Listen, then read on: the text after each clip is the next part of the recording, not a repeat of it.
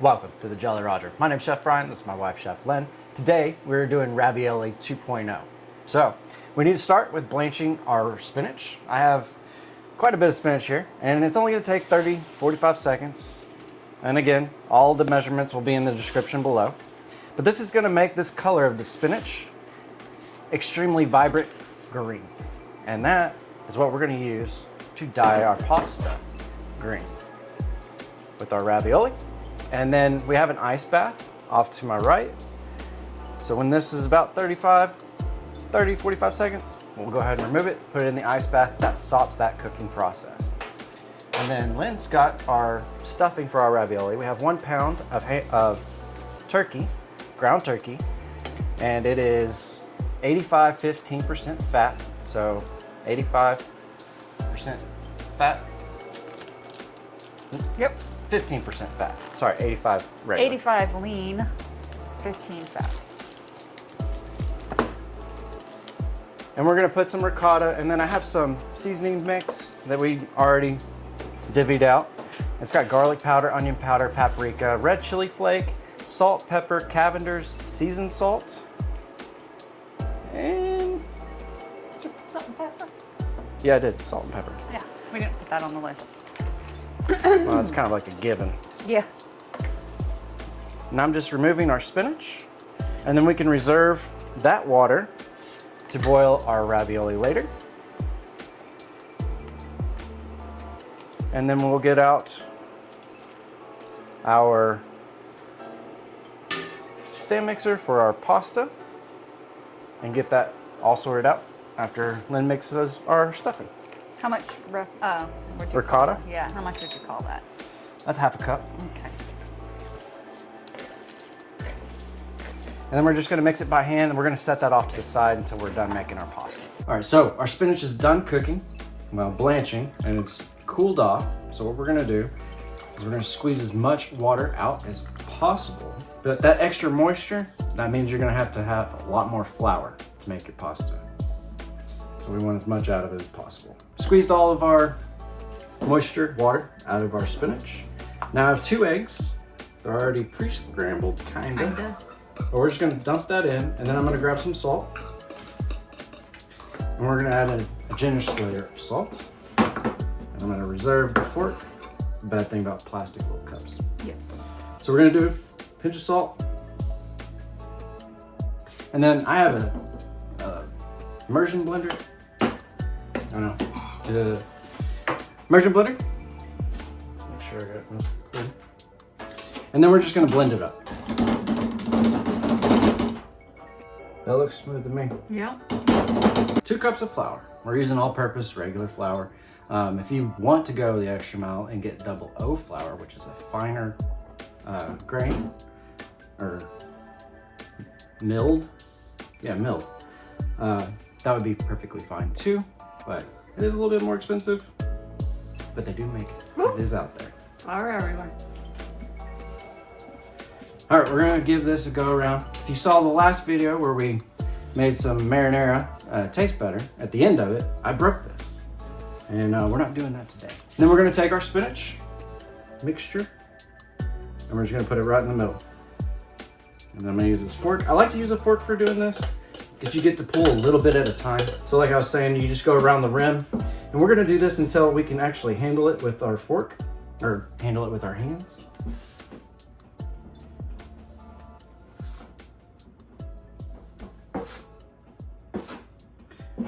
And then I'm gonna start kneading this until we get to a smooth consistency. If it still feels tacky, just add a little bit of flour at a time and keep kneading. You can do this in a stand mixer bowl. However, if you do it with a machine, people usually over knead, and then your pasta becomes chewy because you develop too much gluten.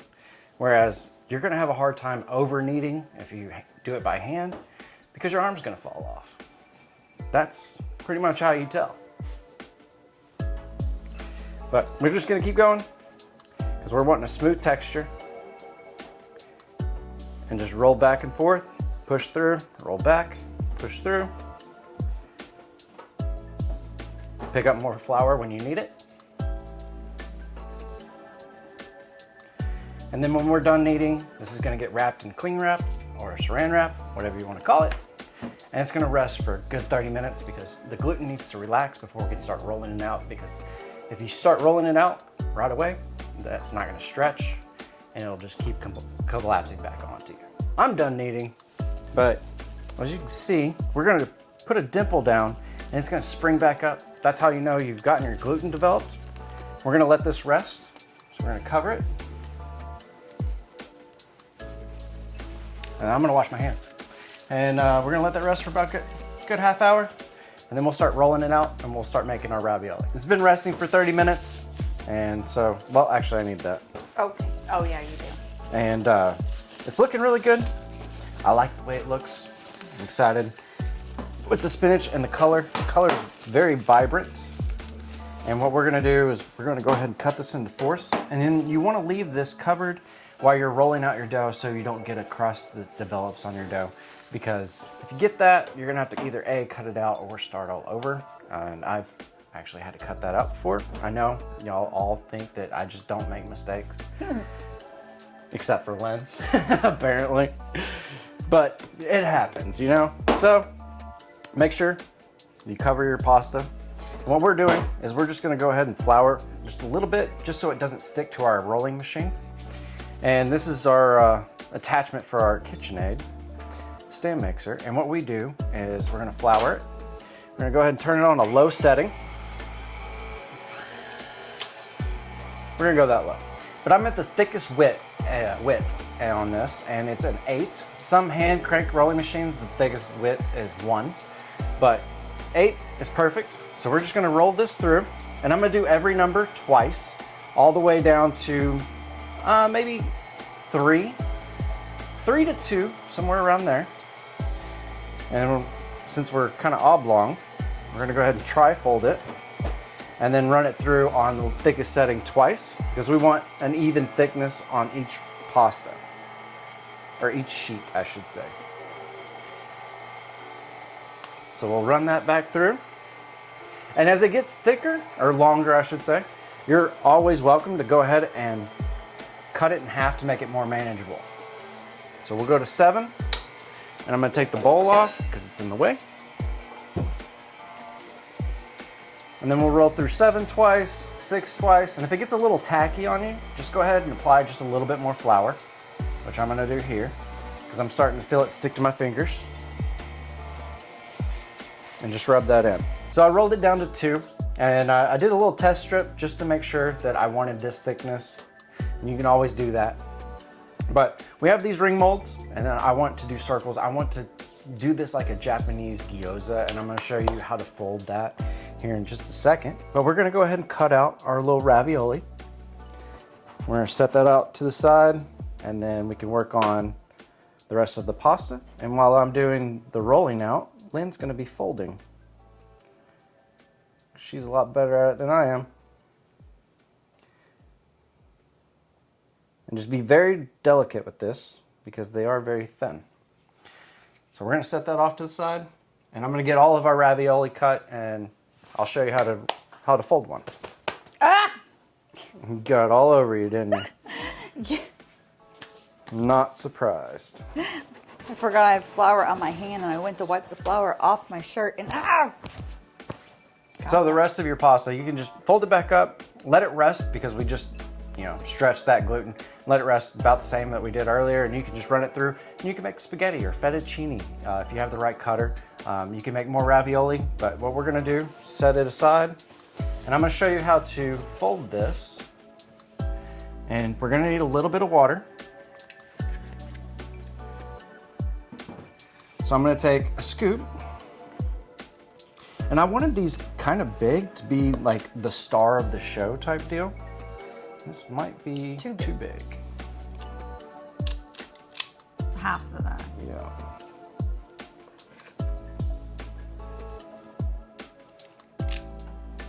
So there's our meat mixture. And what we're gonna do is I'm gonna dip my finger. Make sure you put this on a flour surface or it will stick. And we're just gonna wet the outside, or the inside, I should say, inside, all around the rim. And then when we fold, It's a particular fold that I like. And it's been a long time since we've made gyoza. We're gonna fold this in half and get all of our stuffing in, and then we're gonna connect the sides. But we're gonna do a pleating type fold. So we're just gonna come to one side, we're gonna pinch in and keep pleating down the edge. And it'll give it a nice look. And I'll show you what I mean here in just a second. We're gonna pinch down our sides just to make sure everything is well sealed. And that's what we're looking for. Just a little half moon type deal. A little bit of pleating. Just gives it a little extra design. And the first one, it's just like a pancake. It's not gonna turn out perfect. So I'll do another one and hopefully I can get a little bit cleaner than that one. Yeah, that looks way better. So just push down on your sides. Yeah, the first one looks horrible. I told you, it's like pancakes. My pancakes are always perfect on the first go. All right, as y'all can see, we got our ravioli done. They look awesome. I'm so excited that we've done this again because this is my expectation right here. Anyway, we got a can of marinara that Lynn's gonna heat up on the stovetop. And if you haven't seen that video, I'll put it up there. We make our own marinara sauce. We use San Marzano tomatoes, and we also pressure can it as well. And then it's shelf stable for like 10, 15 years. So check that video out. But our ravioli looks great. They're cute. And we got water boiling. So we need to start adding our salt. You always want to add salt to your pasta water. You want it to taste like the ocean. So I have a good amount of water here. So we're gonna add quite a bit of salt. And that looks good to me. And then when our sauce gets a little bit heated, then we'll go ahead and add in our little our ravioli. And I did want to make a preference of this. If you made this and you wanted to freeze some for later, put them on a sheet rack like this and then put them in your freezer so they can freeze solid, and then you can convert them into a Ziploc bag. We learned that making tortellini. If you haven't seen that video either, those are awesome too. I'll put that up there. But that way they don't stick to each other. If you went ahead and put them in a Ziploc bag now, the moisture is gonna absorb and it's gonna stick to one another when you go to use it. So freeze them individually on a sheet rack and then you're more than welcome. And then also, they're gonna last for like 6 months. So if you make this, make a bunch of it, freeze it. And then you can have it later on down the road. Okay, we got our sauce going. I'm gonna go ahead and start dropping in our dumplings. Be careful, water's hot, it's boiling. And we're gonna let these go for about 4 minutes. And you can always do a test run with just one of them, just to make sure that the turkey is done. And then they're gonna start floating, because fresh pasta, it cooks a lot faster than store-bought dried pasta, because it doesn't take that much. And I'm gonna do 2 batches. So we'll put 4 minutes on that because we want the turkey fully cooked. Yeah, you don't wanna get sick. And Lynn went ahead and chopped some fresh parsley. We're gonna use that as a garnish, and I'm also using Parmesan cheese as a garnish. All right, it's been 4 minutes. So what we can do is we can go ahead and pull them out. I'm gonna go ahead and put them on a sheet tray. And then we're gonna cut one open just to make sure that the inside is completely done. I'm 99% positive that it is. But I don't want that 1% to get me sick. Right? Will you cut one? Yep. Sweet. And then I'm gonna go ahead and drop in the last batch. It's done. Well, there you have it. This is our ravioli 2.0, since the first one didn't work out so well. And I'm very pleased with this. I think it looks fabulous. It looks awesome. And I think it's gonna taste awesome. So I'm gonna cut one open.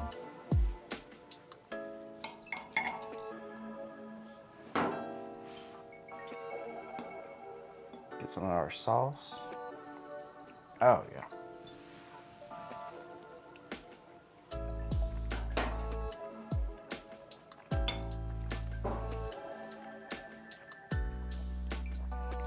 Yep.